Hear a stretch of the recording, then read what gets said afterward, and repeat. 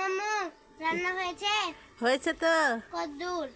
দেখো তুমি ঢাকুন চারা কি রাঁধেছি। পোলাও? হ্যাঁ, খুলো। এখন খুলো না, এটা দেখতে সুন্দর লাগছে অনেক।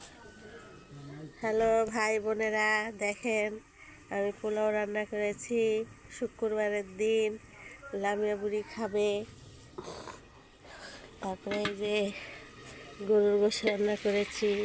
আম্মু, হ্যাঁ, তাহলে আমি গোসল করে এসে খাচ্ছি। তাই হ্যাঁ, গোসল করে আসি। গোসল করে আসো, যাও। এই যে গোশত রান্না করছি।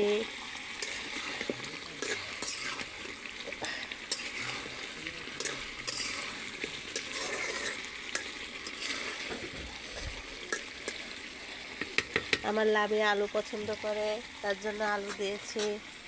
আপনাদের যদি আমার লামিয়ার লাইক ভিডিওটা ভালো লাগে, লাইক কমেন্ট শেয়ার করে দিবেন।